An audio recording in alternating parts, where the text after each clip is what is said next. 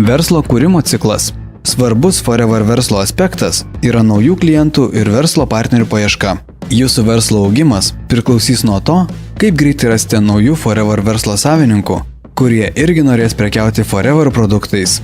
Verslo kūrimo ciklas nėra sudėtingas ir jūs galite jį atkartoti, bei išmokyti kitus daryti tą patį. Pirmas žingsnis – nuspręsti, kam rekomenduosite galimybę. Pradėdami kurti verslą, pagalvokite, ką iš jūsų pažįstamų žmonių galėtų dominti Forever siūloma galimybė. Tai gali būti jūsų draugai, šeimos nariai, kolegos ar šiaip pažįstami žmonės. Sudarykite sąrašą visų, su kuriais ketinate susisiekti ir pasiūlyti susipažinti su jūsų naujuoju verslu. Neapsiribokite žmonėmis, kuriuos gerai pažįstate.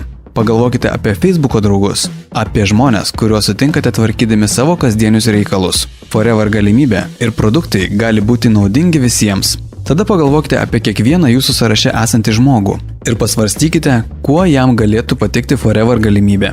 Galbūt kai kurie jūsų draugai turi verslininko gabumų, o kiti daugiau laiko norėtų praleisti namuose arba susikurti finansinę laisvę.